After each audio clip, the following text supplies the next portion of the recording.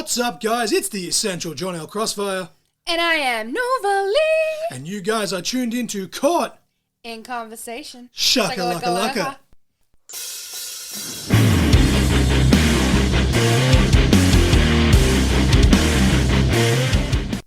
Welcome, ladies and gentlemen, to episode 169 of Caught in Conversation. Dear Mr. President, as always, I am your host, the Essential John L. Crossfire, and once again, we do apologize. Nova Lee is still recovering. She was hoping to be back. She won't be back on next week's episode either, but hopefully sooner than later, she shall be back. I've actually, as I'm recording this intro and outro, I've time traveled, and episode 70 is just in the can, so hell yeah, let's go. We're rocking and rolling. But today, episode 169, a very fun one. Lots of laughs, some very cool stories told from our guest today, Phil Stamper, which I greatly appreciate. We've been following each other on socials for a while. I mean, obviously I've been following him for a while, and the fact that it's one of those things where, like, you go through your list and there's so many, like, random wrestlers or even just celebrities in general that follow you back, and sometimes you're like, is it them? Is it their publicist? Blah, blah, blah. But apparently Phil Stamper actually follows me back, and as we discussed in this conversation, he liked something that I posted on Twitter or X, and I was just like, hey man, I shot my shot because Wrestling Revolver is my favorite US independent promotion, tied with Warrior Wrestling, but Warrior Wrestling haven't really run consistently for a little bit now. They're just kind of doing little pop-up events and other little things here and there.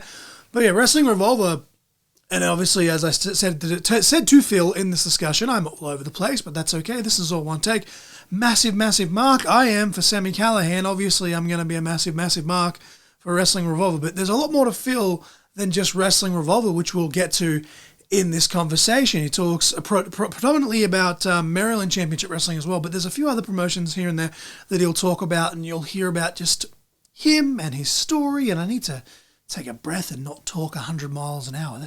I've discussed it on previous podcasts. It's something I inherited from my mum, and you'd think after 169 episodes, I'd learn to just goose fraba and take a breath, but it is what it is. I think the caffeine has kicked in just a little too hard, and I said that same thing in last week's episode, so at what point do I stop blaming the caffeine and take responsibility? But very fun conversation with the one and only Phil Stamper.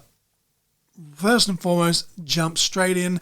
At the end of last week's episode in the outro, when I was doing all the plugs, I did tease that I had an upcoming commentary project, and I didn't divulge who or what or why, just in case, Lord forbid, they didn't like it, or Lord forbid, technical difficulties. And I guess maybe I manifested it by accident to the universe, because by technical difficulties, when the person went to edit the audio with their footage, something happened. It kind of got corrupted. It didn't sync up properly. So my interstate commentary debut is not happening. The recording is just, it's gone. The footage will be released without commentary. Obviously, when it gets released, if you're an Australian wrestling fan, you can probably put two and two together. But I'm, as disappointed as I am, I'm going to take it with a grain of salt. My foot's in the door.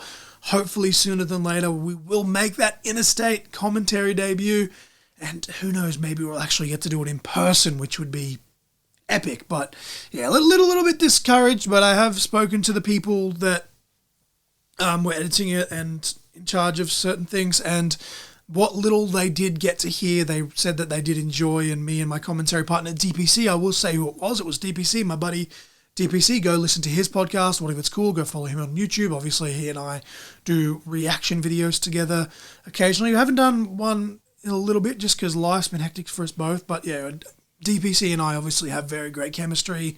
Had a lot of fun doing the commentary with him, but will not see the light of day, unfortunately. But I know I say it just about every week, despite the fact that I run a podcast and despite the fact that I do commentary. I hate the sound of my own voice, but listening back to that track, I was very pleased and very happy with what I heard. So yeah, it is what it is, but hopefully it can be on the right track. And this conversation here with Phil motivated me a little bit better as well, because I have been slacking a bit, and the fact that obviously I've taken time off from shows because, life is what it is and you got to focus on health first, but lost a bit of motivation just from, politics and bullshit in wrestling. And this conversation with Phil and the commentary that I did record, although it could be released now, has instilled a bit of confidence in me and a bit of motivation back. So just, thank you to Phil for this conversation and blah, blah, blah, blah. I'm ranting as I always do. But the song of the week this week will be Defying Gravity by Matt Copley and Noise Machine. Absolute banger of a cover, a great rock cover, but just a great cover in general. Once you get further into this conversation with Phil, you'll understand why I've picked that. But yes, the song of the week this week is Defying Gravity by Matt Copley and Noise Machine. And the match of the week this week will be Zack Sabre Jr.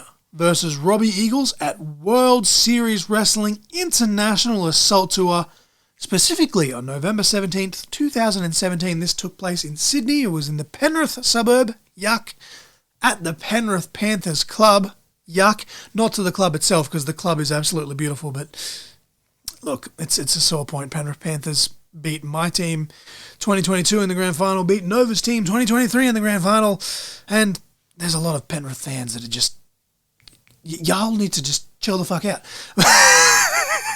I appreciate that you're passionate about your team, but just take a breath, take a breath, take a breather, calm down. But no, the match of the week is Zack Sabre Jr. versus Robbie Eagles, World Series Wrestling International Assault Tour at the Penrith Panthers Club at the beautiful, I think it's called, is it the Evans Theatre that's inside the club?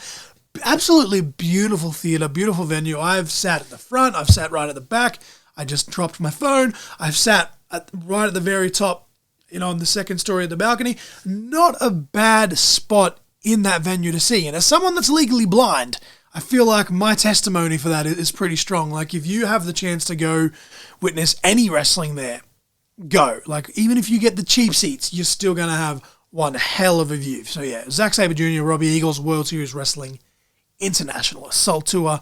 It's on YouTube for free. I got to witness it in person. It was awesome. Go check it out. But with that being said, I'm going to thank Phil once again. But instead of just ranting and raving, because Lord knows the outro is going to be full of a lot of stuff, we've got a lot of plugs, I'm going to press the button. And because the professional ring announcer's not here, I'm going to have to do my best job. And my throat is still a little bit croaky from last week with just the change of weather and everything. So I'm going to press the button. And if it's shit, Phil, please don't hate me, and please don't set Sammy Callahan on me. I don't want to be called a bitch, and I don't want to be dropped on my head. But I know, I really enjoyed this conversation with Phil and learning more about his journey, and just the stories he told were very entertaining for me, and I can't wait for you guys to hear these. So,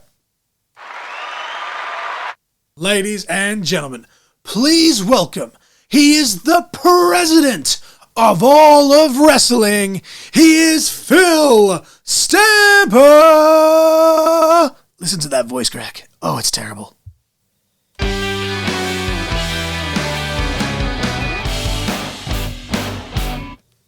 Ladies and gentlemen, we are here with the one and only, the president of wrestling, Mr. Phil Stamper. And it took a little bit to get this episode together. We've had both, well, I should say, is it chaotic days on technicality? Because you've gone from Wednesday into Thursday. I've just been in Thursday the entire time that it's happened because of time zones. But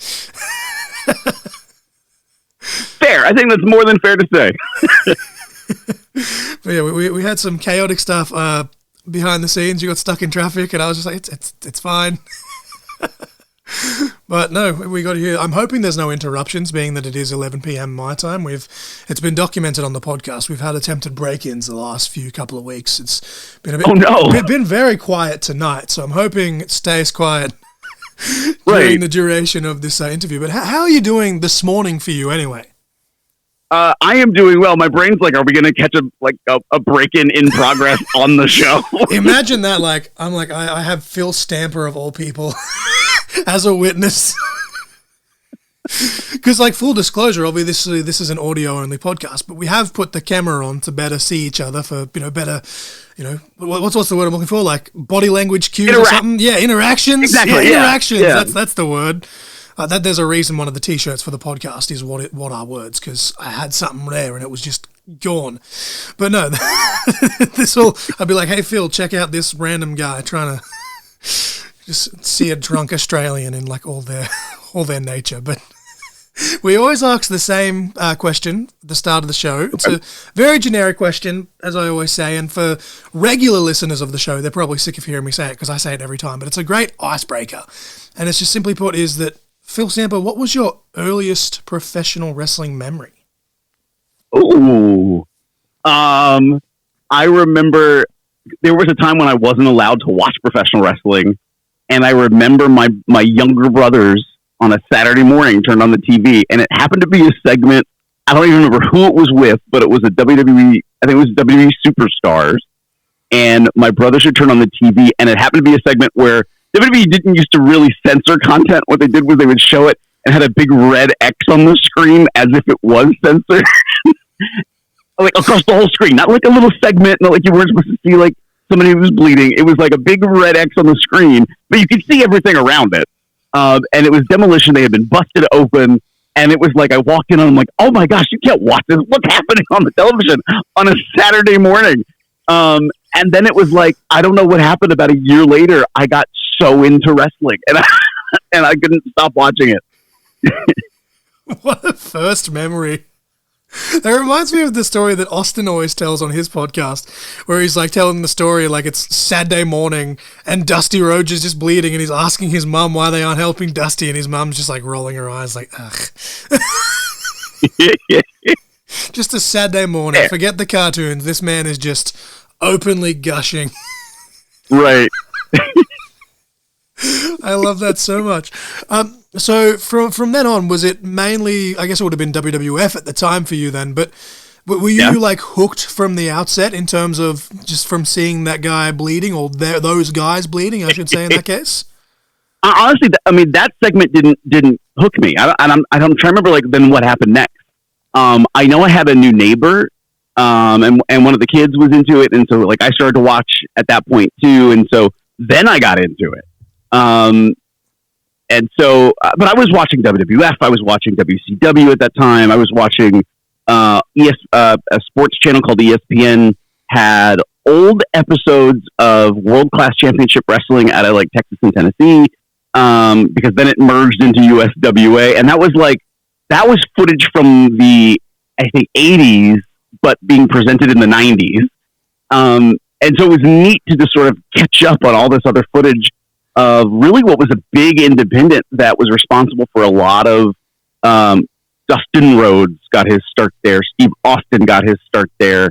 That's where the Von Erichs were from. And so to see sort of that at the same time, I think was really cool. And I didn't realize that not a lot of people were watching that. And so I was like, oh, this is wrestling, just like the WWE is wrestling. And I would talk to then even my friends I was finding who also liked pro wrestling, and they were like, what are you talking about? What is this show? But it was great. It was great. I thought I came into it like right at the right time, like just because there was so much stuff happening that I had accessibility to watch. That's amazing, especially like when you say that, like, oh, it's just a random channel. Was that like just a local for you, that presentation, or was that US wide with the old school stuff? It was US wide on cable. Okay. And it was, I would get home from school, and I think it was like at like 3 or 4 in the afternoon, they would show it for an hour. Because I guess it was sort of like a lull in their programming, because ESPN covers a lot of live sports in the US. So Major League Baseball or football, big soccer. And so it just happened to be like, well, it's early enough in the afternoon, there's not a game of anything else. Like, I don't know how they got wrestling, but they put wrestling here. And not just like a recent event. This was, again, like a decade or so before. Don't know why ESPN ever did it, but it was great. It was great to watch. It had like old school AWA for a while too, which at that time, like Larry Zbyszko was the champion, and it was just, which was surreal and weird, because they had a lot of great presentation, and then they had some really weird things. Like towards their end, they were doing like these stables, and for a whole year, your stable got points for matches you won and lost. And it all came down to like the Larry Zbyszko team, and I don't even remember what the other team was, but it was like Larry the Milkman Millman versus Larry Zbyszko's team of baddies, and the Milkman won and won the whole year-long thing and in a last-ditch effort. And it was great. It was great. I love it's almost like, I guess for lack of a better term, that's almost like a precursor, dare I say, to the WWE network. And obviously that doesn't exist now anyway, but like the fact that ESPN are just like, hey, we've got the rights to this footage. Let's just throw it here, and here. That's amazing. Right. It was on free TV for a bit, but it was old NWA like stuff, but it was like from probably early 2000s, but it was stuff that had happened here in Australia and that. And randomly, like on say a Sunday afternoon, it'd be on, but then they'd change it and it'd be a Sunday night and then a Saturday night. They just kept jumping it all over the place because, free TV. But I was like, I think the closest I've ever come to that was when there was a show. It was called WWE Afterburn. It was basically Velocity, but even less than that, where it's like, here's 30 minutes of SmackDown highlights, and then like Josh Matthews had hosted or Todd Grisham or whoever. And it was like, it was Sunday afternoon, it was great, and then randomly they're like, oh, this show sucks. Moved to like 2 a.m. on a Thursday morning, and like I'm in high school at the time. My mum comes out, I'm just in the lounge room watching wrestling, and she's just like, really, dude? You're meant to be like studying for your HSE and like a few hours, and you're sitting here watching this damn wrestling. So I'm going to open up the door to my nerdy part. I'm a huge Doctor Who fan, and when I was in high school, this is before the restart happened. On a local public broadcast station, they would show it like on Saturdays at midnight, old episodes of Doctor Who, like from the 60s and 70s and 80s. And I had a girlfriend at the time; she was into it, so I started to watch. And at that same time, every now and again was what was the original WWE Saturday Night Main Event. But they always weren't great about announcing when they were, and so it was a little hodgepodge of when you would find them. And then I also found a local promotion, a local independent promotion that was on it like not consistently, but at 1 a.m. on a Saturday into Sunday morning, that would just broadcast these random episodes. I'm like, this is great. Well, that actually blends into the next part of the question, because like from what point of discovering, all this crazy stuff, and like that's a lot of content to stumble upon. That's amazing. But at what point did you really dig into the territories and the independents outside of WWF and WCW? I would get, and in that day, there used to be a lot of different wrestling magazines. And of course, Pro Wrestling Illustrated is the biggest one, and it's still around. And that would cover independent wrestling. And I was aware, especially because I think I was watching like the stuff that was on ESPN, like a WCCW. So I knew a little bit tangentially that there was like the other smaller promotions that were out there. And I would say PWI really was that gateway to like, oh, look at all these promotions that are out there. And then when I was in I can't remember if I was still in middle school or if was now in high school. I was in high school, and met someone, actually through my girlfriend again, who had just graduated, and he had started pro wrestling training. And so I learned a lot more about training and what that was like. And I was that kid in middle school who wrote to the WWE and WCW like, why can't kids wrestle too? And got a letter back from WCW. WWE did not write me back. But WCW, like, hey, you typically have to be 18. You have to go through a training school. Buy our book for $30 on wrestling. I did not buy the book. I sort of regret it. I wish I had money to buy the book at the time. And then about a month later, I got another letter from him. I had written, because at the time, WCCW turned into USWA and turned into Global Wrestling Federation. And somehow I found Global's address, and I sent them a letter too. I got a phone call from their on-screen general manager, which I thought was cool. As a kid, like looking back at it as a kid, I'm like, that was really cool that they did that for like a 12-year-old kid.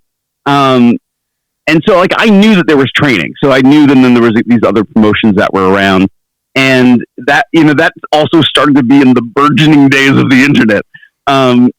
So I could find little things here and there about wrestling.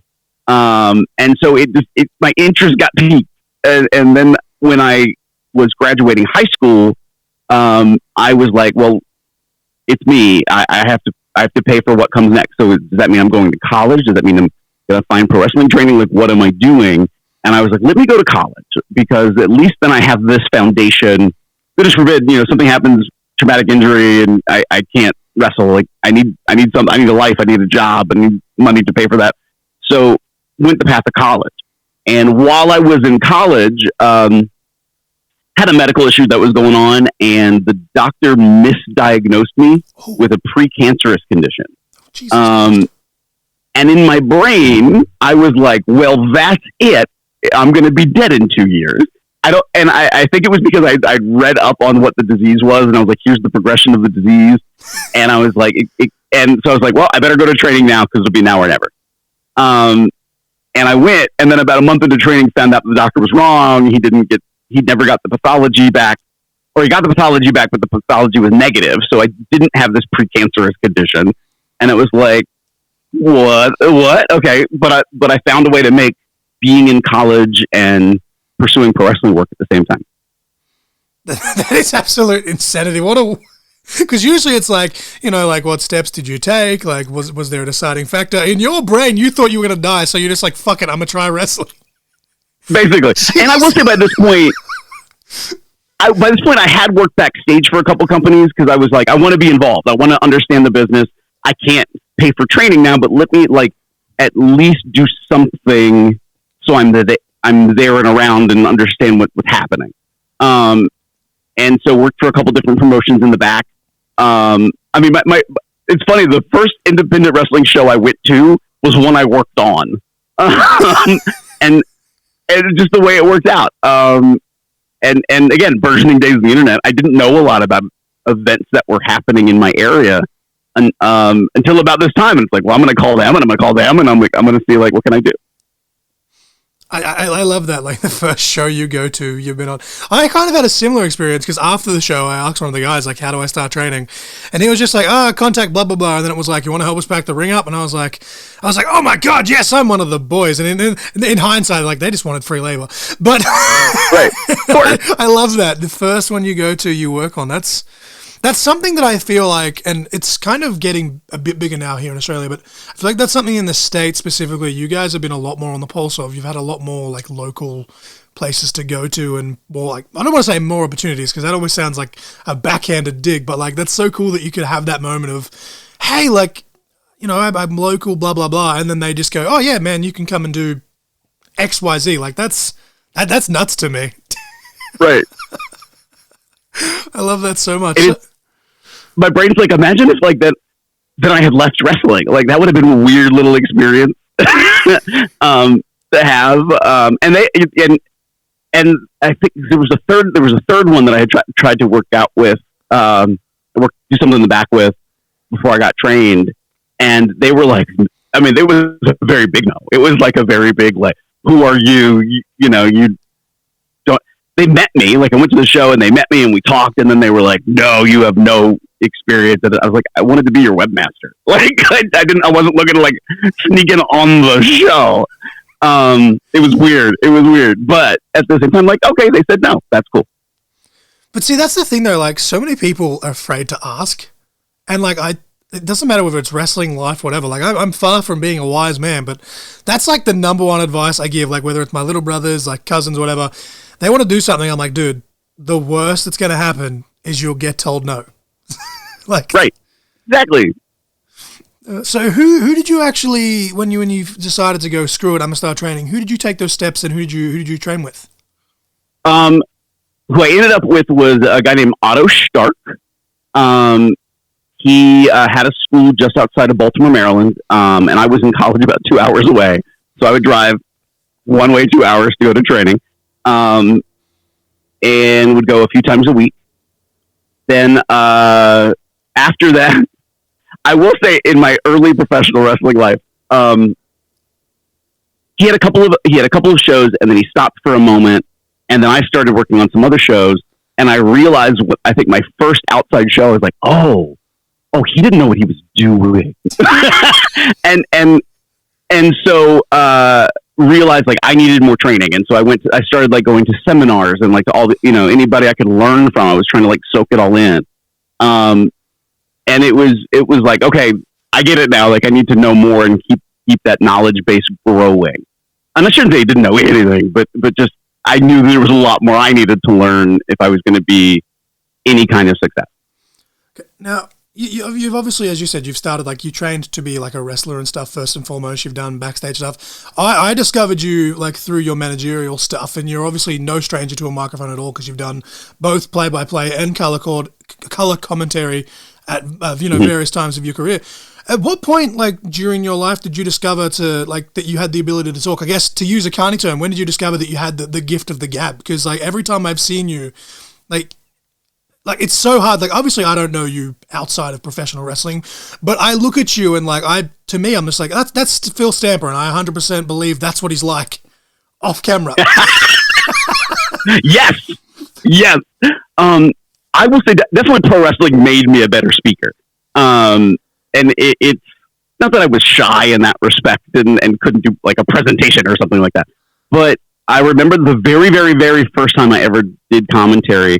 I was horrible. I just like, cause I didn't know what I was doing. And so I wasn't engaging, and it wasn't like a conversation. I don't even know what I did. And some reason a couple years go by, and then I get an opportunity with a company called Pro Wrestling Unplugged. They were running in Philadelphia. They had their own venue, and then they eventually moved to the ECW arena.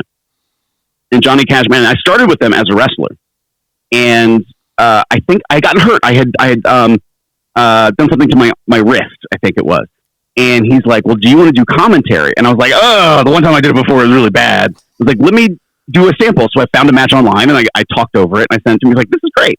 And I did commentary with somebody who had worked with like CZW in the day, named John House, and did commentary with him. He's like, "You lied to me." I'm like, "What are you talking about?" He's like, "You've done this before. You did great." And I was like, I did? And so it was more of a surprise to me that I had I guess in those couple of years had gotten better about my presentation and how I spoke and how I worked with somebody else. And it just sort of went from there. But it was weird because even in my wrestling life, I didn't get many opportunities to cut a promo. But by now, then I had started doing some commentary. So I remember this one show in North Carolina. I went down for at first it was just a one-off, and the promoter was bringing me in. I said, "Can I cut a promo for you?" Just because I didn't get an opportunity to that often. And he's like, "Oh yeah, go for it." And I did it, and it was sort of the same thing. It was like, "You are now the talker." He was like, I would say my promo got me booked again and again and again and again, to the point that same event down in North Carolina. It was called AIWF Mid-Atlantic, smaller company. And it's before the show, and I know the event's about to start, and I just happened to be walking by the entrance curtain, and the promoter sees me and goes, and he has a southern accent, so my brain is instantly about to go to it. He's like, "Phil, can you go out there and cut a promo?" I'm like, "When do you want me to?" He's like, "Right now." I'm like, "Okay." About what? About? And he's like, "Well, the main event's not here yet. I don't want to say it. The main event's not here yet. We need to stall for time. You need to go out there and cut me a promo." I was like, "Well, how long?" "About like 10 minutes. I'm like, "Oh, shit." And right now, and so I start walking to the ring. I see a broom. I grab the broom. I have no idea what I'm going to do with the broom. I see a student that I had been working with before shows sometimes and like helping train and stuff.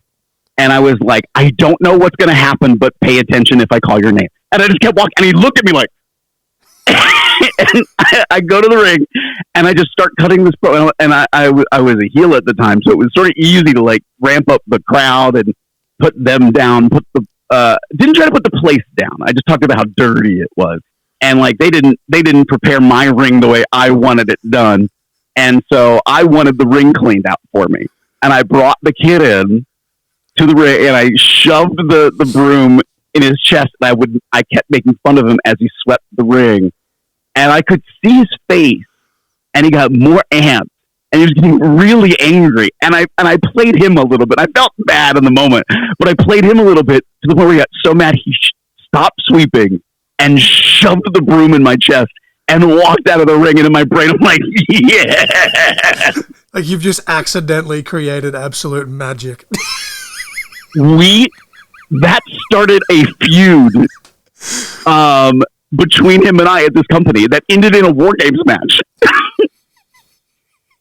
And like he had a faction of people and I had a faction of people. It was great.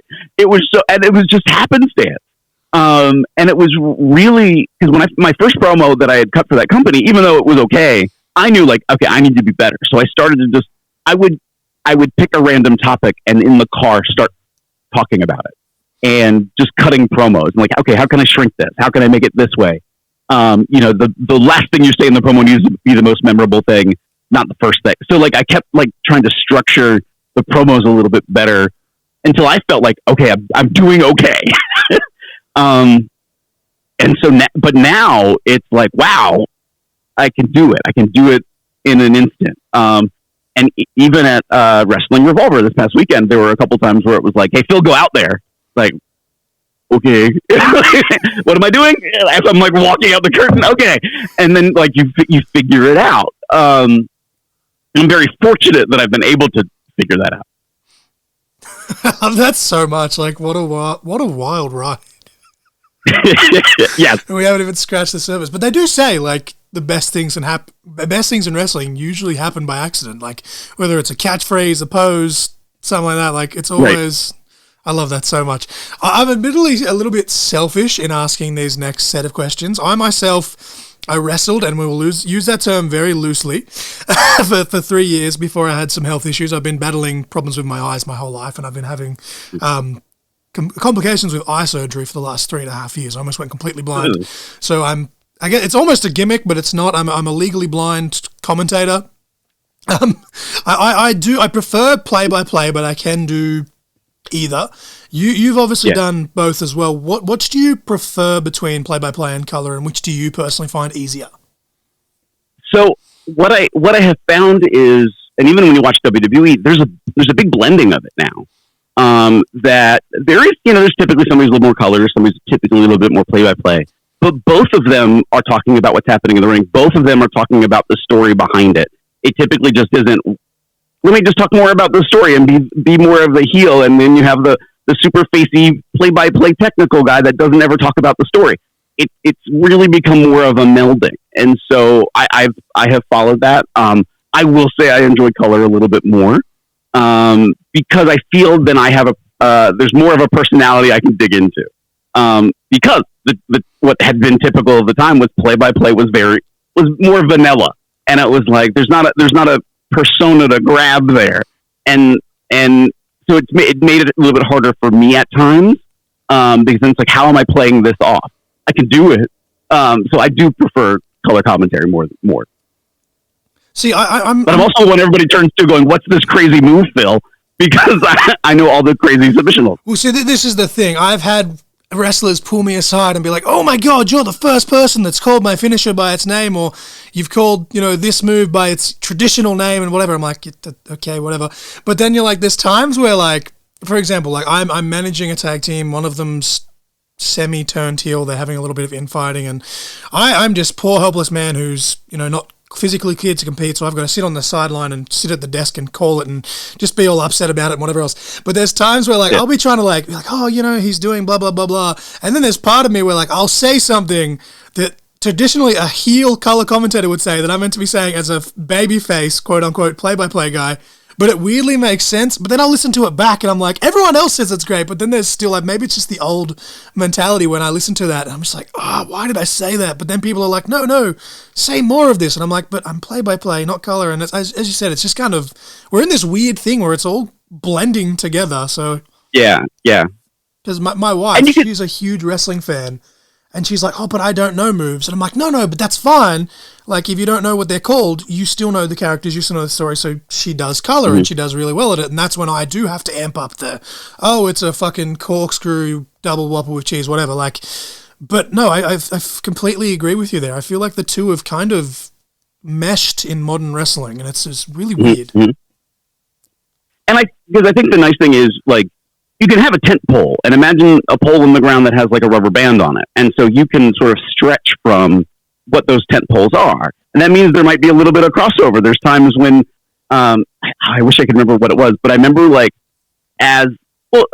let's say in Revolver, if I have to jump on commentary, and I was a heel manager for a very long time at Revolver. Yes. And now I'm not. I'm a face authority figure. Which is weird to me, by the way.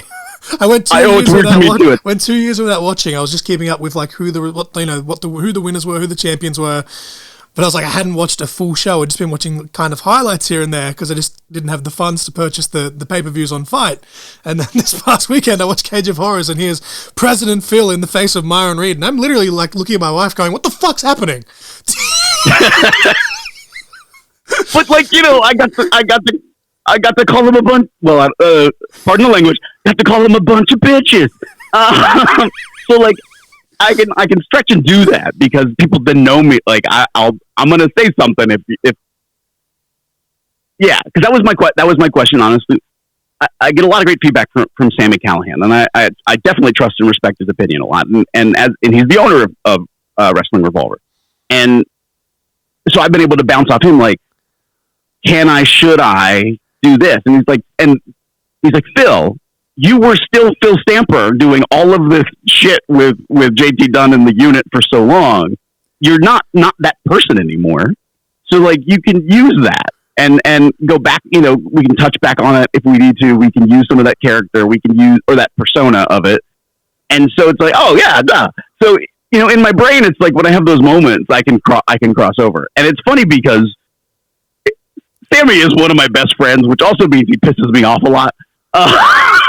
And so like there was a show, Royal Rumble weekend that we did in Indianapolis, which was the same city Royal Rumble was in.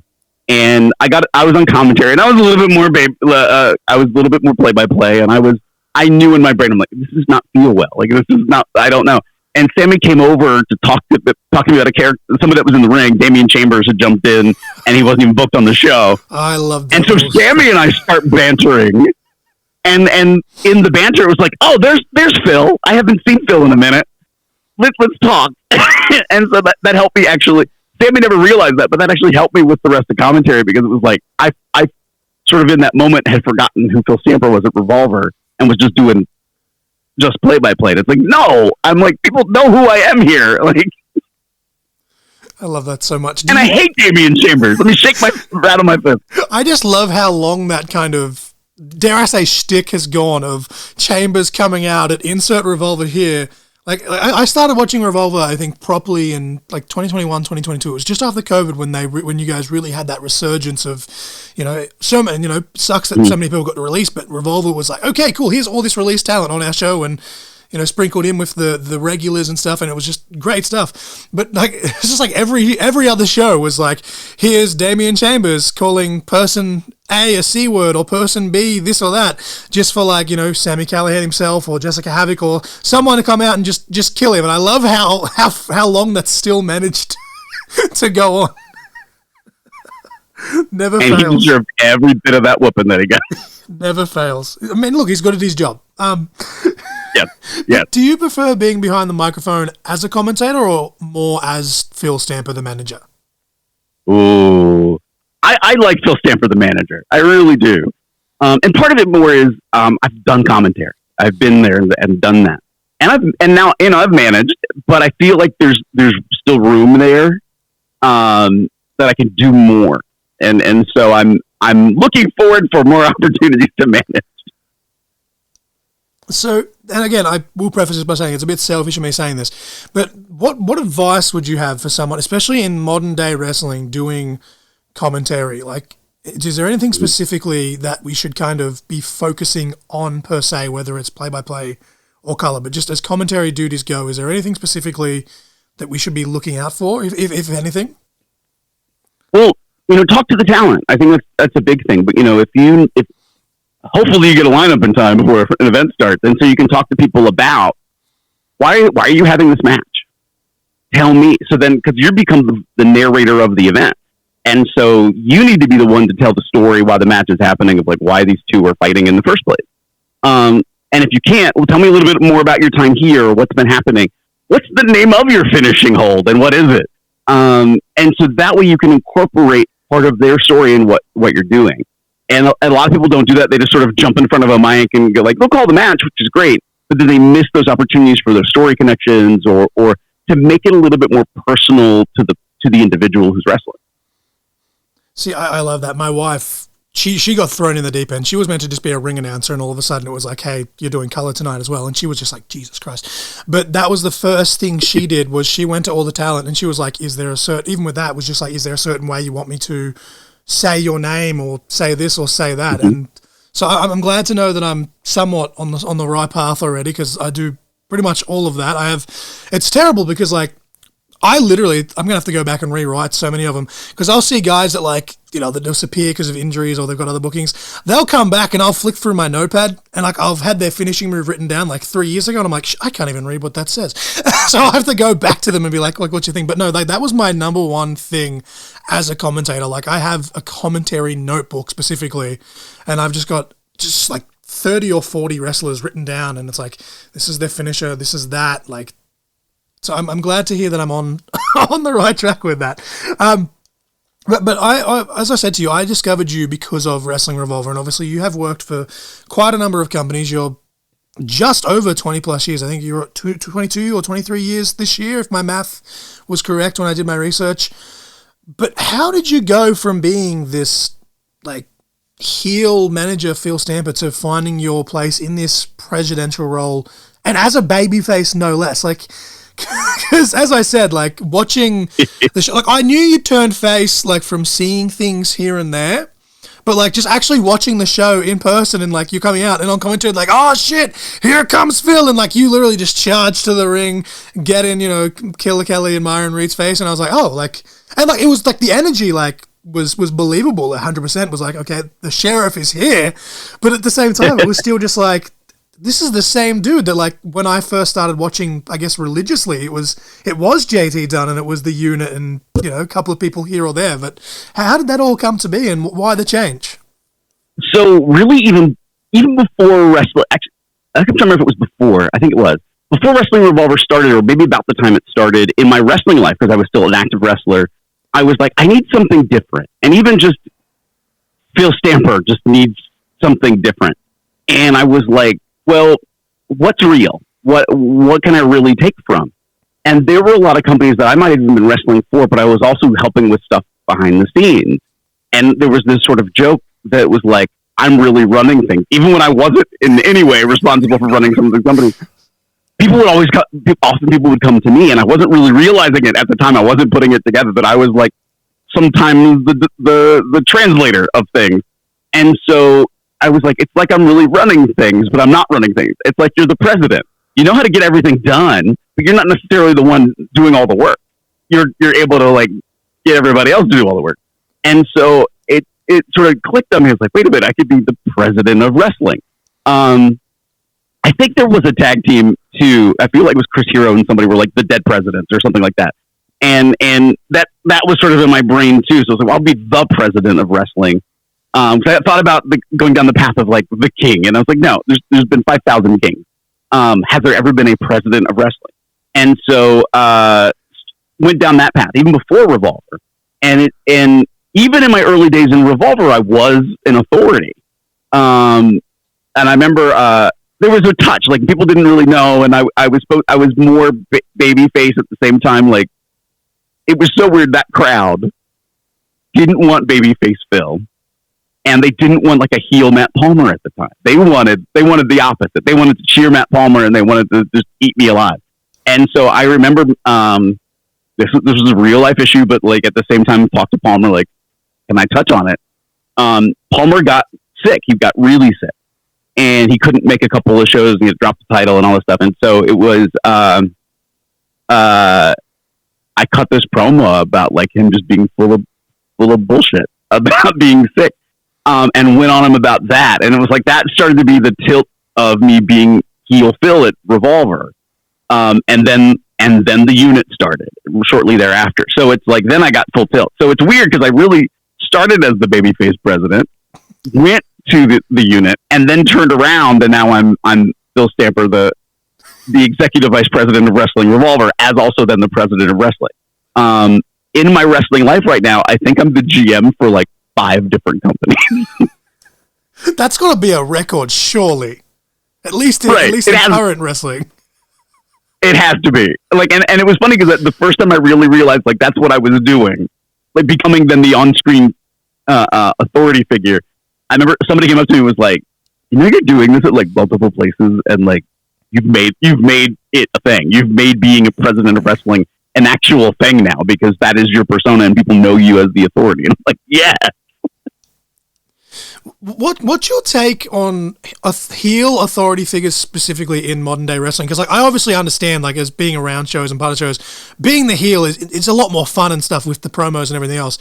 But I feel like at this point there's so many heel authority figures in like you can literally throw a stone at an independent promotion, whether it's in the US or Australia or anywhere, and there's gonna be a heel authority figure. Like, so what's your take on that? I mean, I think you can play it both ways. Because one of the companies I work with, and I know they don't have per se the sort of buzz, but they get these huge crowds called MCW Pro Wrestling. They're out of Maryland, which is the state I'm in, and they draw like 600-800 people. I think I follow them on Facebook actually. They are a very family-friendly promotion. I will probably forever be the babyface general manager of MCW. Because that's what works for that crowd. That's what they need me at. They need that sort of like more straight-laced down the middle, like, hey, this needs to be fair. And I'm probably like not necessarily in completely neutral. I'm probably neutral good, like a little bit more towards like, let me give the good guys a little opportunity.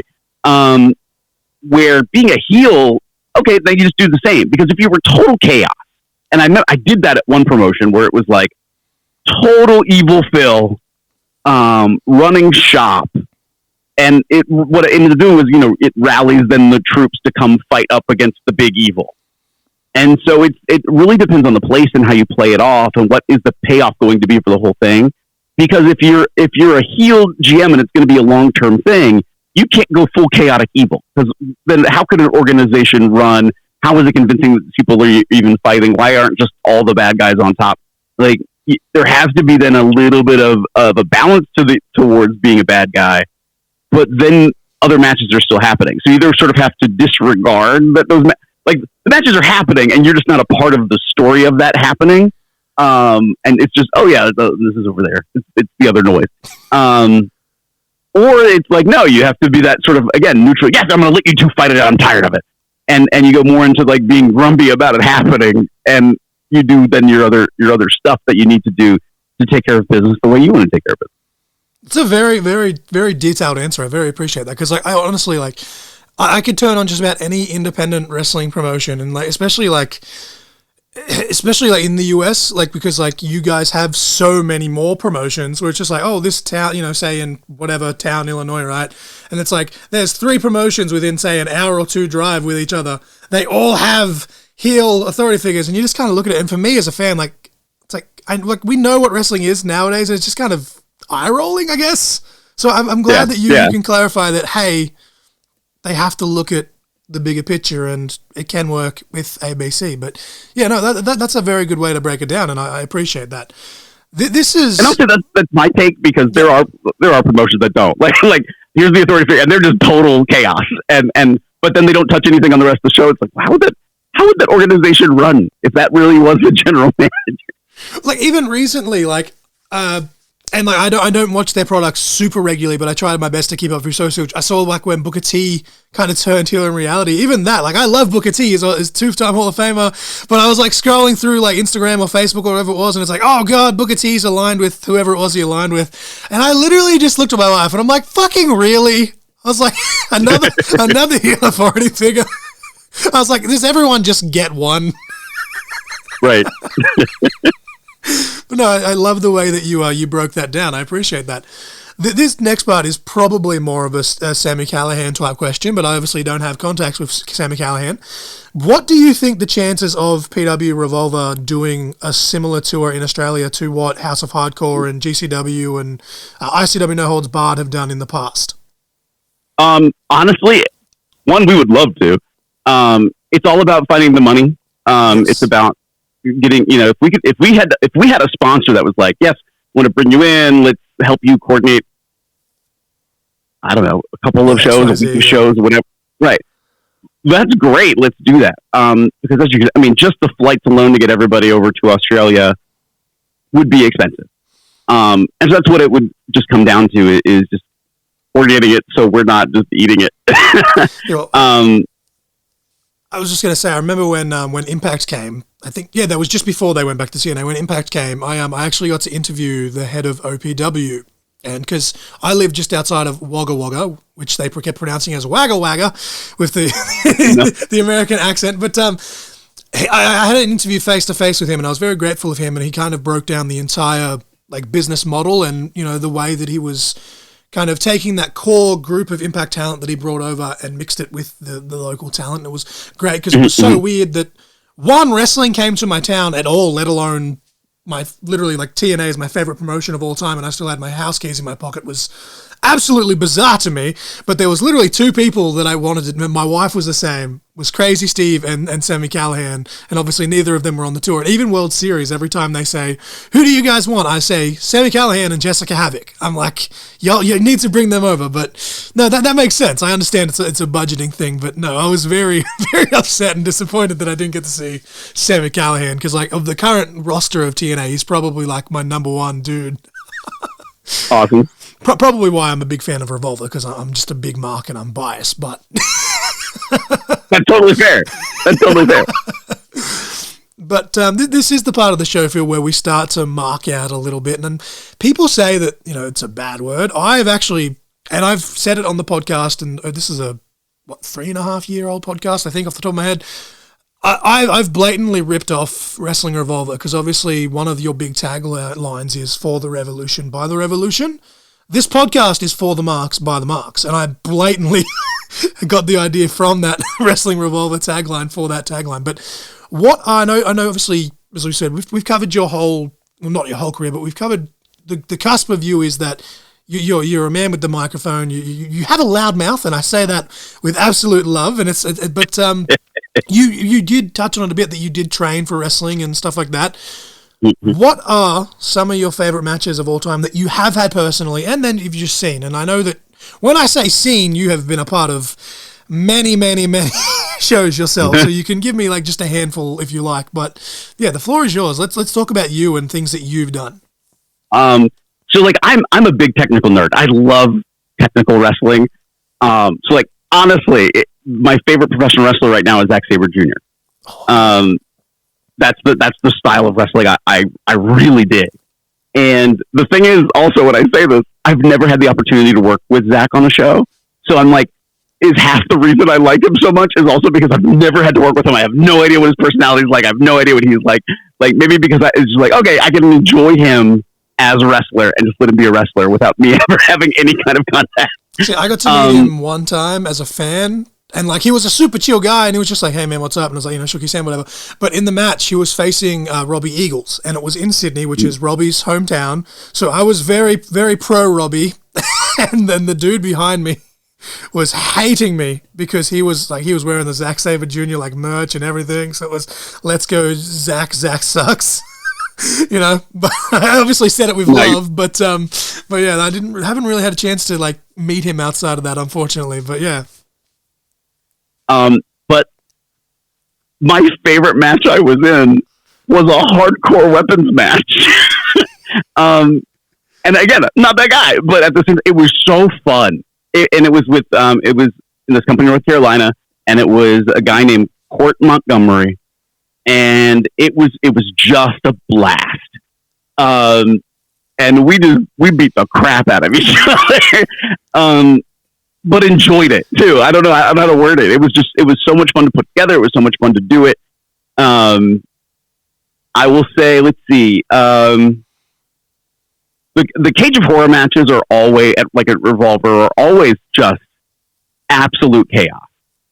And there was one of them, and I can't remember which one it was. I want to say maybe it was our second Cage of Horrors. As a manager,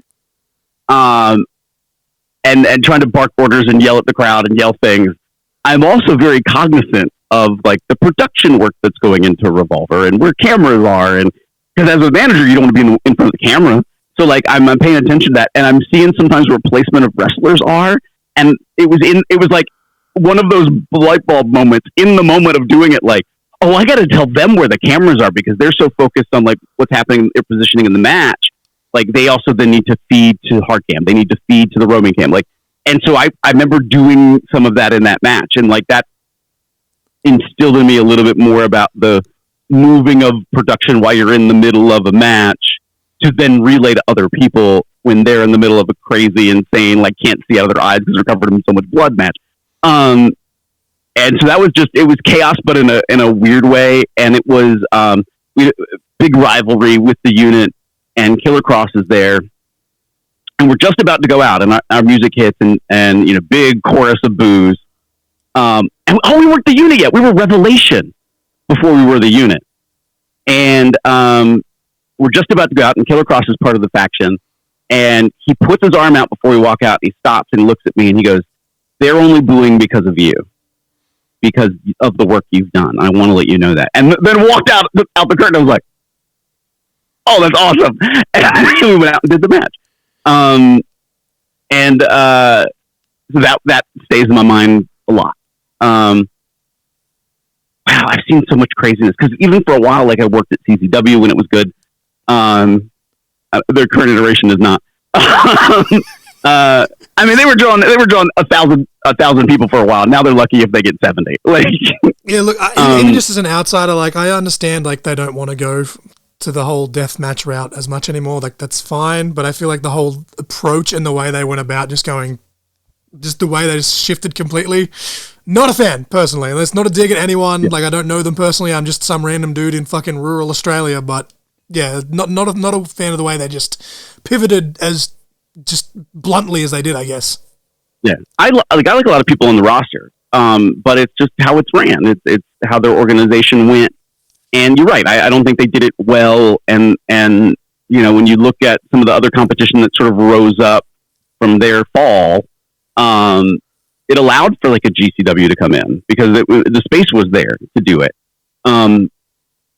Yeah. I was like, I remember what you said before. We're not going to bury anybody, so I'm going to be really good. Because it's there. It's on my mouth. And I'm like, don't say it. Just bring it back in. No, I got you. But yeah, and you know, and it's not like I want them to fail and only have 70 people in their crowd, because again, I have a lot of friends on the roster that I like. It's sort of just where they're at right now.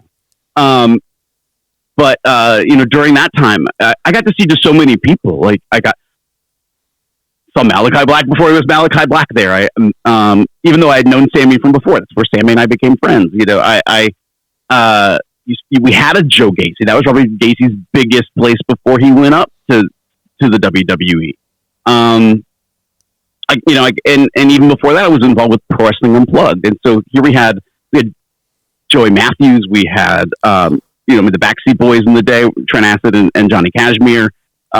We had Ricochet. We worked with oh my god, I got to work on an event with Sherry Martel.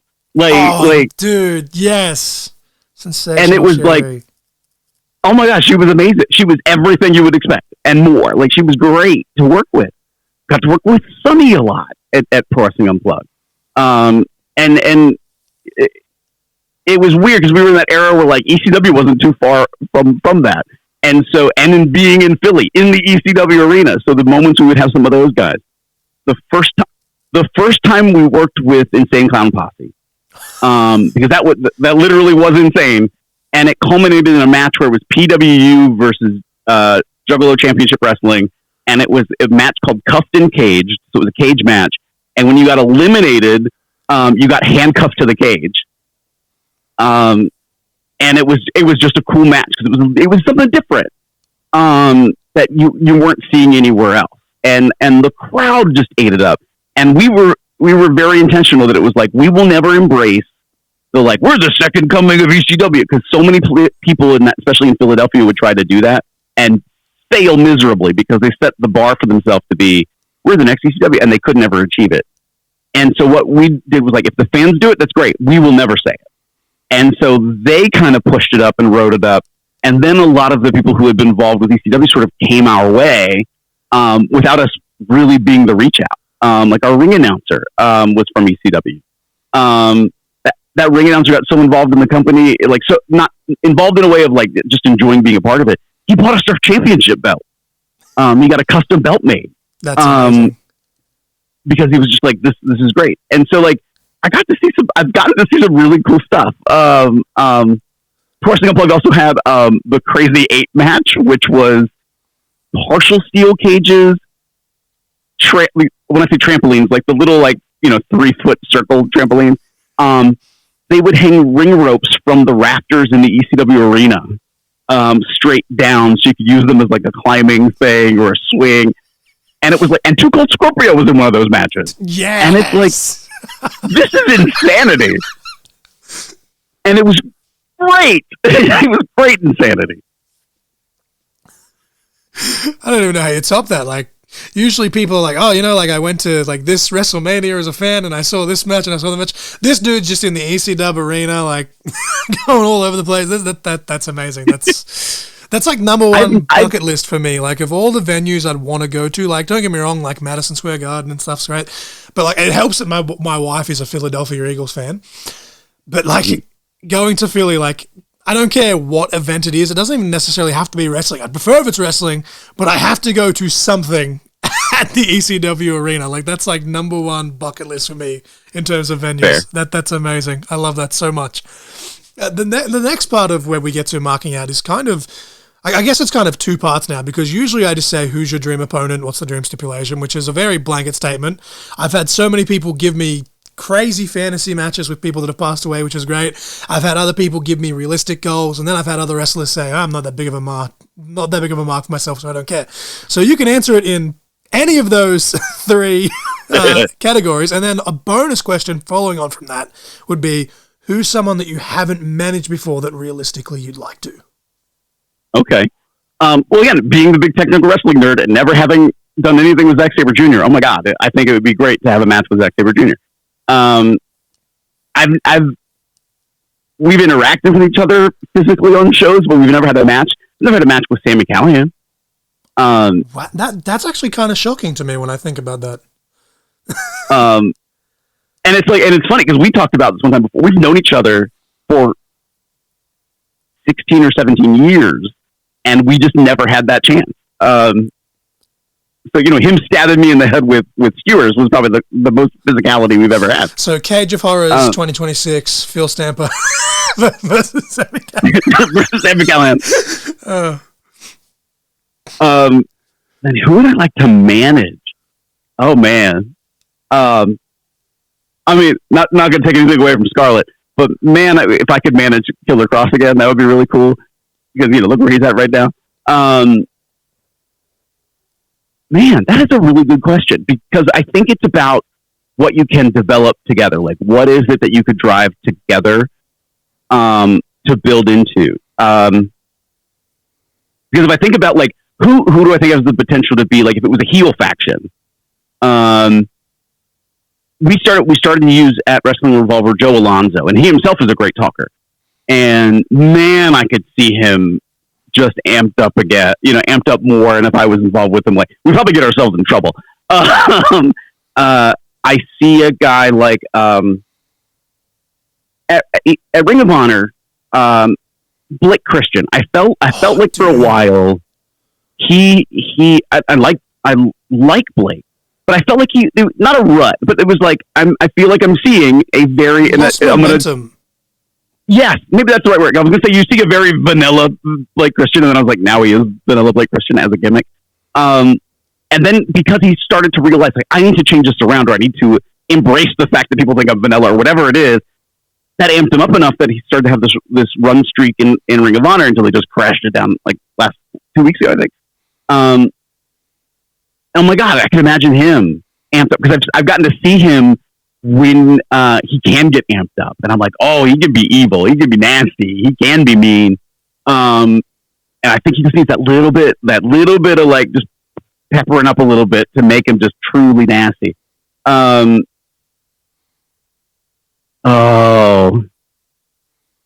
now when I say this next person, I feel like it's a slight berry, and it's not intended to be. But I have questions about Hook. Hook's wrestling ability is not quite there. And I feel like that's mean and taking a shot, and I don't mean it to be, but it's just not. And I think unfairly so, I think a lot of people compare him to his dad. And I understand why that comparison's happening. But like you don't get a lot of sense of personality. I know like some people are like, oh, he's over because he doesn't then talk, and like that's part of the whole shtick.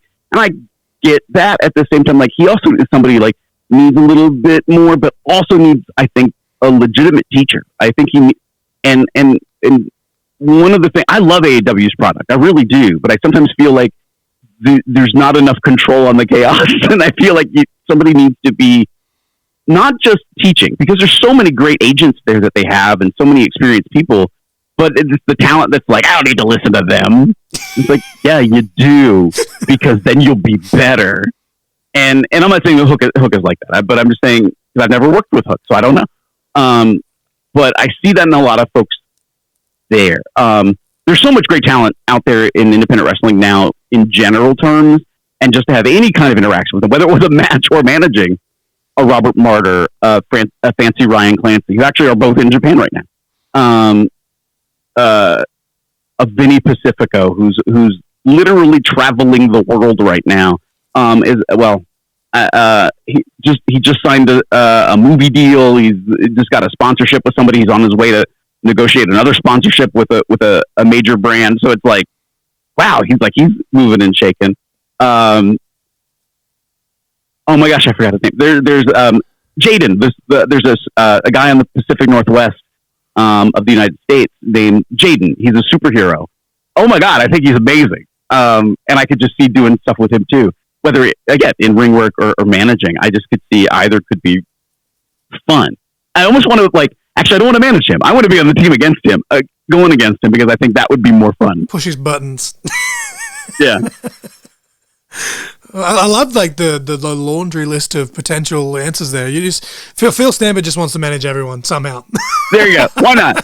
You want to be managed by me? Drop me a line. I'll buy it for $1. That's about all I can afford right now. Is that? There you go. If you got me a flight to Australia plus $1, I'll do it. Side note, without going on too much of a rant, did you see the guitarist from Tool? He got paid $1 for Phoenix and Penta's new thing, because it was some sort of copyright deal where the record label wouldn't let him actually do it. So Triple H handed him $1 American bill in exchange for making those two songs, and then they just obviously keep crediting him every week on television. Love it. That's what I aspire to have.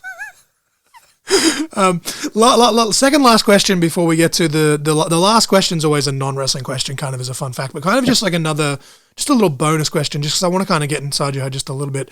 Obviously, we talked about how much you like being a manager, whether it's a heel or otherwise, but you like, helping elevate people. Is there anyone specifically from the older generations of wrestling in terms of managers that you try to draw inspiration from? Because I'm a very big Bobby Heenan guy, and if you looked at my character work, I don't think you'd put two and two together, which is great because I don't want to just be seen as a carbon copy. But is there anyone specifically that you're trying to draw inspiration from, I guess? Honestly, not really. I've never thought about it in that respect. Other than I didn't want to copy. I didn't, because me, when I've done commentary, when it goes comedy, it becomes me as Bobby Heenan. And as a manager, that's not really where the space I wanted to be in. So I think almost the opposite. I think intentionally I've tried not to copy some others. If anything, I think especially once became a manager for Revelation at Revolver, I remember getting the Dusty Rhodes DVD and watching all the promo clips that were in the DVD. Just I want to watch him. I want to watch how he says things and how he puts things together. So if there was anybody, I probably got more influenced by Dusty Rhodes promo.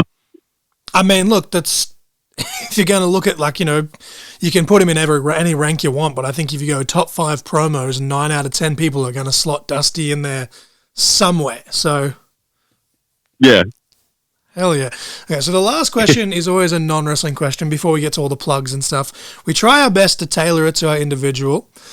because you are, so good with the microphone, the question my wife and I came up with, we've asked this to a couple of different people that are announcers and commentators and stuff, but what is Phil Stamper's go-to karaoke song? Man, I mean, I haven't done karaoke in a long time. For a long time ago, it was Third Rock from the Sun, which is a country song. Yes, yep. And if I had to do it today, based on the amount of times I sing it in the car, it'd be Pink Pony Club. There's actually so many like rock and metal covers of that now, and I'm tempted to I keep saying to my wife, I'm like, one of these days, like when I come out for commentary, I'm just going to come out to that just for shits and gigs. But the best part is, I told her, I'm like, she's going to know that it's coming, but I'm just not going to tell her when, and I want someone to film her reaction. Love it. I love it. So maybe if we even say, like, what were you singing in the car this morning for me, what were you singing in the car last night while you were stuck in traffic? There was probably love language that was happening. I'm trying to remember, because I was on a top 40 station, so I wouldn't be shocked if there was a Pink Pony Club. I'm sure there was some Louis Capaldi. Man, I don't even know, because I was in that traffic jam. So for context, we were supposed to do this before, and then just I got caught in traffic, and like not light traffic in the DC area. Traffic is gnarly in itself. There was a really bad storm, and so there was all these accidents that happened on the roadway. So it took me almost like 3 hours to get home, and so I listened to the radio for like 3 hours. So it's all the current top 40 music that you can think of. I'm just thinking, like, 3 hours, like how many times were some of those songs played more than once? Good God. That's a challenge for you at the next Revolver show. Just come out to one of the metal versions of Pink Pony Club. Let's do it. Well, so we have a pre-show that we do at Revolver, and I play music, and I put it together. So it's a music blend. We show all the promos that we've done over the time from the previous event, so people can get up to date a little bit more on the story or some of the rivalries. And the last couple times there's been a Pink Pony Club. I've done a couple of the remixes. There's been I'm going to probably open up a door in Sammy Callahan, maybe he doesn't want. In high school he was a musical theater guy, and so he did like competitions, like pep bands, not pep bands, pep choirs, like what you saw in Glee in the day, like that was a Sammy Callahan. See, I think I don't know if it was CVV or someone else, but he has said that on a podcast. He kind of said it in passing, and both me and my wife were like, it's such a dickish thing to say, but the moment he said it was like, oh, okay, that's kind of weird. But then you take a second looking at him, and honestly, I can see that off the bat. Yeah. I can. See, if I ever meet Sammy, he'll want to drop me on my head for saying that, but you can see it. You can see it. But like when I say like he is like Beetlejuice I think is his favorite musical. So like last show had a Beetlejuice song in it. I found like a metal cover of Defying Gravity a year ago, and so like Defying Gravity has been on our playlist for a minute, off and on. And so like there's always a musical reference in our pre-show, but it's typically a mix. Like it won't be just straight from the musical, unless it's Beetlejuice. we always try to find something to blend it together. I love that so much. Okay, so just prefacing this podcast, I don't know how it happened, but this podcast is listened to in 14 or 15 countries now, with one of the main ones being the US. I don't know what areas of the US, so with that being said, where can we find you on socials? Do you have any merchandise? And for the sake of the matter, what upcoming bookings do you have? In case someone in the US that's listening to this may have the means to get to one of those shows. So you can follow me pretty much on all social media at Trust in Phil. So I'm on X, Facebook, Twitch, YouTube, TikTok, all on Trust in Phil. Instagram. I'm trying to think, is there anything? Yeah, all of it's Trust in Phil. So if you look that up, you'll be able to find me, all one word, Trust in Phil. My merchandise, same thing. It's a bit.ly link, so it's bit.ly/trustinphil, all lowercase. And I am a regular, of course, with Wrestling Revolver, with MCW Pro Wrestling in Maryland, with Honorary Wrestling Federation in Pennsylvania, with, anybody who'll book me, honestly, Real Shoot Wrestling in West Virginia. And so I will say I'm peppered more throughout sort of the mid-Atlantic to Midwest area. Always willing and ready to go anywhere else that's needed. Do have a passport and will travel. Hint, hint, people in Australia that listen to this on a regular basis. I know some of you have money. Go. You have money. I know you have money. Book Phil Stamper versus XC Virginia.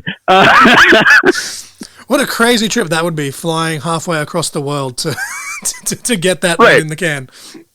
Why not? Why not? Oh, my God. Or versus Sammy Callahan. That way, there you go. I mean, look, if someone wants to somehow bring Sammy versus Phil Stamper to Wagga, I'll do it for free. It's a 15-minute drive to the venue from my house. Someone will have to give me a lift because I'm blind and I can't drive, but, you know. Fair. Maybe Phil Stamper can swing by on the way past. Have to get used to driving on the wrong side of the road. But I appreciate you coming on here today and shooting the shit and talking some of your story, because as I said, I've been following you for quite some time, and we'd actually been following each other on when it was then Twitter, now X, for a while, and I don't even know what it was. I posted something the other day. I don't think it was even wrestling related, and you gave it like the little heart, and I was like, hold up a minute. I was like, let me just message this dude and just see where we go with this. And I appreciate you for coming on, and I appreciate you for the constant updates while you were stuck in traffic. We've still, in a 12-hour period almost, we've managed to still get it all out and put together, and it'll still go out on the, I think, Sunday the 29th my time. So it'll be, okay. I'm trying to do the math here because you're Eastern time.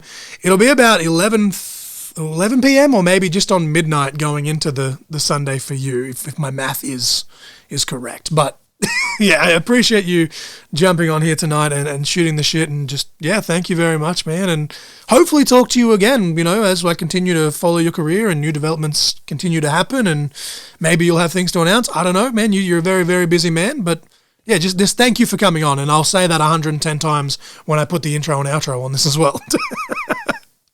Thank you for having me. I really do appreciate it. It's really cool. Thank you very much. With that, ladies and gentlemen, that was Phil Stamper. Phil, thank you very much. You enjoy the rest of your morning. I'm going to go do some stuff and things at 12:15 in the morning now. And yeah, just thank you again for coming on, Phil. I appreciate it.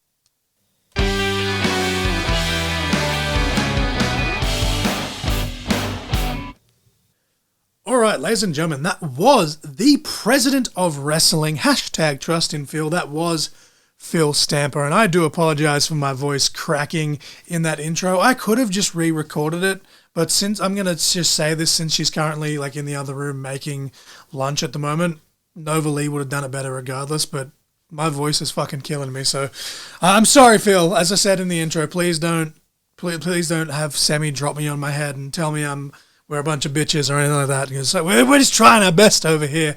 But no, I really enjoyed that conversation. And some of those stories, as I said, were very entertaining to me. So surely, if I'm entertained, that means you guys were entertained. But it's neither here nor there. I'm going to jump straight into all the plugs, do my best to try and wrap it all up, because last week's intro went for like 18 minutes because I had so many plugs, and I've still got around about the same amount of plugs. But as always, click on the link below for all of Phil's links. He said he's at TrustInPhil on just about all social media platforms. But if you click on his profile, he actually has a link tree. So the link tree is linked below. And when that opens, it has X, YouTube, Facebook, Instagram. It has his merch. There's something else I'm not thinking. TikTok, I think. Yep. But anyway, it's all there. Check out Phil. Follow him. Follow his journey. Watch all the really cool, fun, entertaining stuff that he does. That is obviously the most important part of this episode, is checking out Phil and what he's up to. But as always, mine and Nova's link trees are down below. If you use either of them, you can find all of the podcasts, socials and stuff like that, whether it be the Facebook, Instagram, or Patreon. Of course, we are trying to get the Facebook page to 500 followers. Once we hit 500 followers, we're doing a giveaway, a signed plaque from WWE Hall of Famer Edge, and a piece of the SmackDown ring skirt from 2002 to 2008, obviously open to Australia and New Zealand only, unless you pay for the shipping, and then, you know, you're only paying, I don't know how much it is in the conversion, but for me it's like $30-$40 to ship something to the US. So maybe you're paying $20 for shipping if it's in US dollars, because it's almost double in Australia at this point. But also in those links, obviously my links personally contain my graphics page as well as the Amazon wish list, the pro wrestling tees, the GoFundMe. We're not going to beg, but it is there. The graphics page, when I get to 300 followers, as I've said in the last few episodes, I was 290 something followers. I culled a whole bunch of bot accounts and burner accounts. I'm just on about 250, so I'm trying to get back up to 300. Once I get to 300 followers, and because this is digital, this is open to everyone, I'm doing a giveaway, a custom 8x10 of either yourself or your favorite wrestler or music, artist, actor, pretty much anyone as long as it's PG. But yeah, once I get to 300 followers, doing a giveaway. Maybe I'll do an 8x10 of Nova Lee, who knows? I'll make one up and you can get her to sign it. But also, the most important part of our links is the Patreon. For as low as $5 or $5 dues, you get early access to our episodes. Tier 2, which is $6 US, $10 Australian, give or take with the conversion, gets immediate access to my children's book. The first in the series. I keep saying every week, I really need to get back into it. Well, here's a spoiler for you. I've actually started getting back into it. My eyes are absolutely killing me.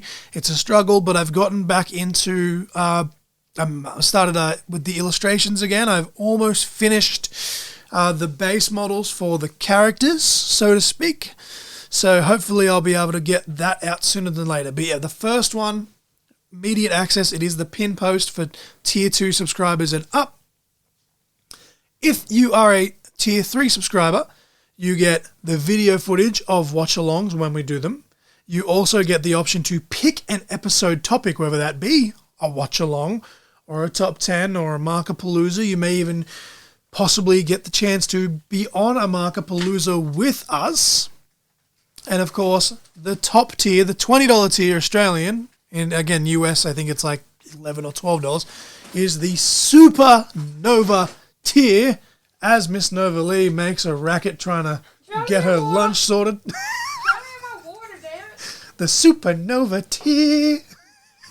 Going to sleep tier. Just kidding, I have to go soon. Obviously, I can't do it as good as... I thought she was going to do it, to be honest, since she was in the room, but she's gone now. But yeah, the top tier... You'll get a shout out in the intro and outro for as long as you are a subscriber. And of course, once we get enough Patreon subscribers, we do want to do some Patreon exclusive giveaways with some of the merch that we're clearing out of, just to, one, clean up and not be as materialistic, but two, it's a funner way to pay bills rather than just going, hey, here's the GoFundMe and blah, blah, blah, blah. As I record this intro and outro, I'm gearing up in the next couple of weeks to finally have another eye appointment and find out what they want to do with these cataracts. There is a chance they may just leave them, which I don't know where that leaves me being able to work and whatever else, but, it is what it is. Still running this podcast, still trying to be a legally blind fucking graphic designer and Twitch streamer and everything else, but yeah, we're plugging along. It's all there. All the links are there.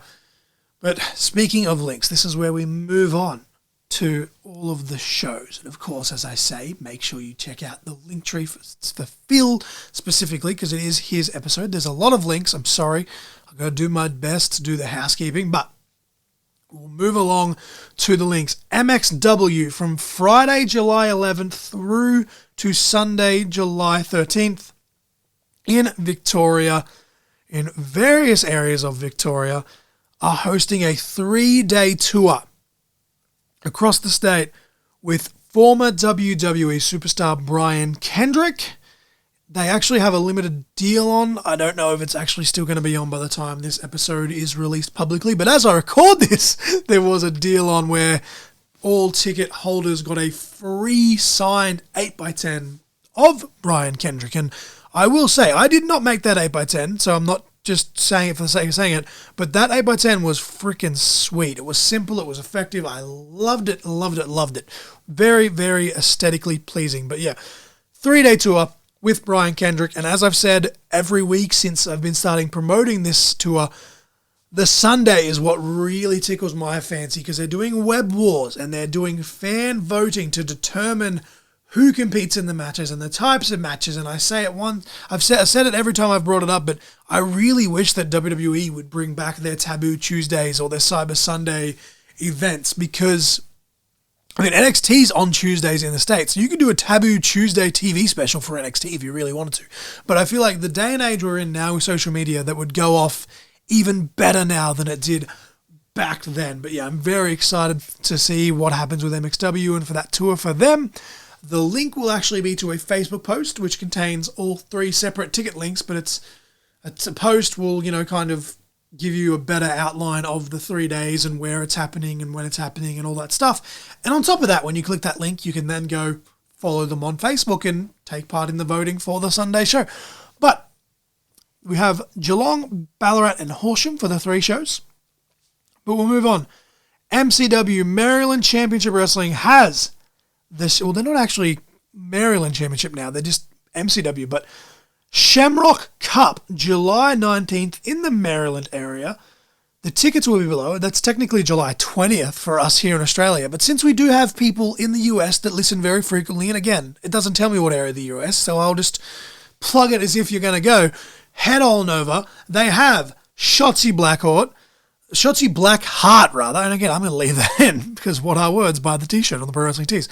Shotzi Blackheart, Baron Corbin, now is it Bishop Dyer or Dyer Bishop? I always get the name confused off the top of my head, but formerly Baron Corbin will be there, and the Good Brothers, Luke Gallows and Carl Anderson, will be there as well on this show. That's MCW Shamrock Cup, July 19th. So go check that out. And then back to Australia, Extreme Capital Wrestling, July 19th, guilty verdict at the Queen Bee and Tigers Club, pretty much right smack bang on the border of the New South Wales ACT, smack bang on the border of those 2 states, well, I guess, and territory as well. Again, Nova and I will not be at that show just because we're still trying to plug along and Nova's trying to recover with health, and honestly, with all these headaches and stuff that I'm having, doing commentary, even though as it was cancelled, as I said in the intro, doing commentary here at home was difficult enough with, all the headaches and the blurriness and everything, let alone with, the lights and the music and, the dryness in the air. Just not a thing that's going to happen, but I do look forward to seeing how that event goes. Of course, as I've said every week, the Dad Squad defending their tag titles for the very first time, the inaugural tag champions, Tag Team Turmoil, running the gauntlet against every team in ECW as per Ruby July, trying to stack the deck against the Dad Squad. And on the other side of that, Jackson Thornhill got the deck stacked against him, and kind of a karma moment because he's defending against Jake Gibson, A-Shack, and Zack Stryker. Zack Stryker, of course, subbing out for Doomslayer, but Zack Stryker, the tag team partner of Jackson Thornhill. They're still technically a team, but there's still lots of fighting, and I don't know where that's going, but I just hope one of those 3 dudes slaps the attitude back out of Jackson personally. And it is what it is. Very emotionally invested in that one regardless, but go check that out on July 19th. And then, of course, the end of the year, October 11th, the Emma Button Memorial Show. As I record this intro, the most recent count, I should say, for ticket sales was 38 tickets remaining, raising money for the Emma Butler Tongue Cancer Charity. Of course, I do still have Radiation Kick shirts here at home. I've got 4 medium, 4 large, 7 extra large, $30 per t-shirt, $10 for each shirt goes towards the charity. You can pre-order them to pick up at the show, or you can order them online, $40 for that, because it'll be $10 extra for postage. But yeah, check all of that out regardless.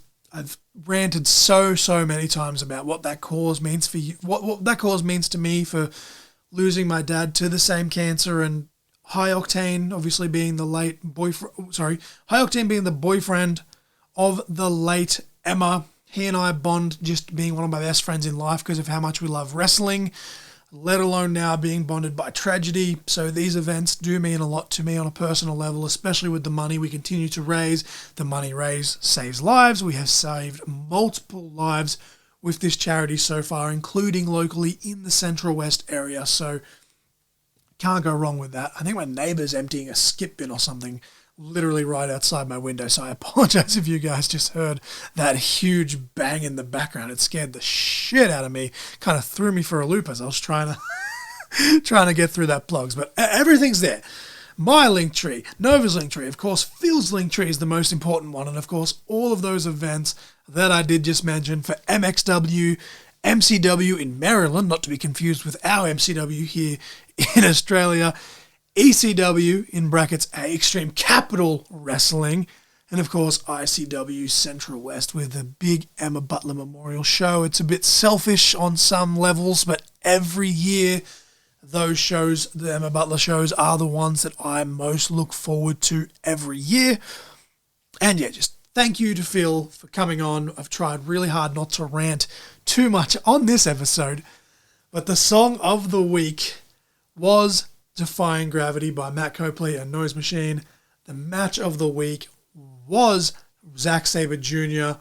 versus Robbie Eagles, World Series Wrestling International Assault Tour, November 17th, I think I said. Yep, 2017, a match which I was there for in person, and I've watched about 2 or 3 times back previously over the years.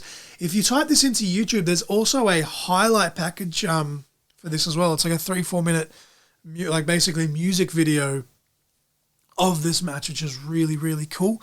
But no, just thank you to Phil Stamper for once again coming on. I hope you guys enjoyed his conversation as much as I did, and some of the stories and just the laughs and just getting an insight into Phil as a performer and just the advice that he gave as well in terms of promos and commentaries.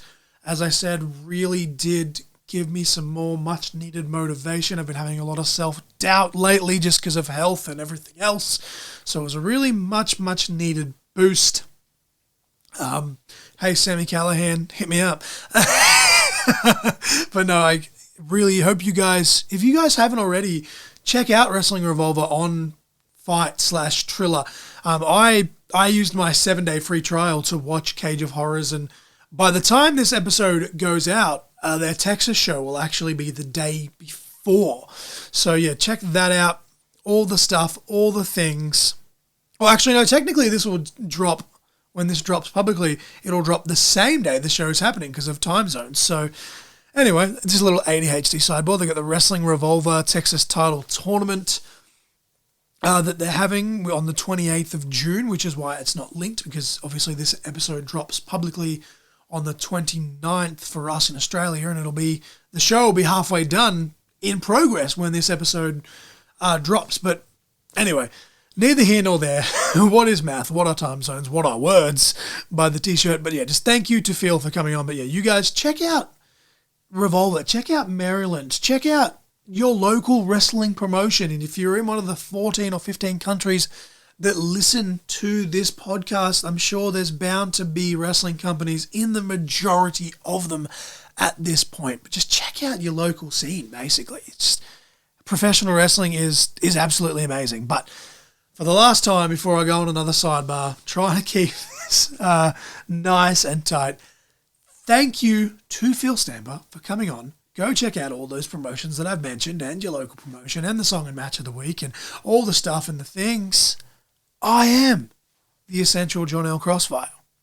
And you, yes, you beautiful, amazing human who is doing so well at life, you're kicking goals, you're doing it, you're smashing it. You were just caught in conversation, shucka, lucka, and of course, titty sprinkles.